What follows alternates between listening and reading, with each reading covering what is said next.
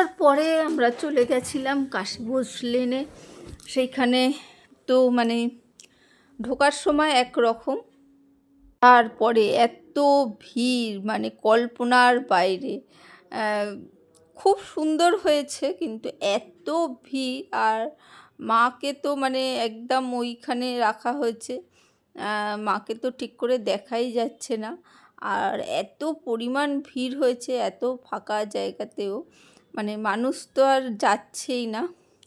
যতটা পেরেছি ক্যামেরা বন্দি করে নিয়েছি। আর এখানে বাড়িগুলোকে এত সুন্দর রং করে, মানে কার্টুন ক্যারেক্টারগুলোকে এত সুন্দর সুন্দর করে ফুটিয়ে তুলেছে, অপূর্ব,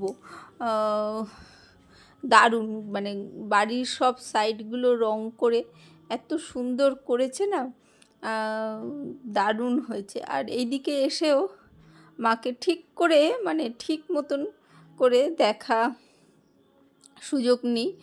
আর ওই বেরিয়ে এসেই খুব খিদে পেয়ে গেছিলো, তাই একটু ওখানে ফ্রিতে বিস্কুট দিচ্ছিল, বিস্কুট নেওয়া হয়েছিল। আর ওখানে ওই আলু পকোড়া আর ডাল বড়া কেনা হয়েছিল। তারপরে খেলাম ফুচকা। তারপরে এই ছোটোখাটো ঠাকুর দেখে আমরা একটা মিষ্টির দোকানে চলে গেলাম। সেখানে আমার হাজব্যান্ড আর ও তো মানে সিন্টু তো রসগোল্লা খেলো, আর আমরা এই মিষ্টিগুলো খাচ্ছিলাম। বাচ্চাগুলো চকলেট মিষ্টি নিয়েছিল, আমি এই নিয়েছিলাম মালাই চমচম। তারপরে একটা দইও নেওয়া হয়েছিল। এইভাবে নবমীটা শেষ হলো।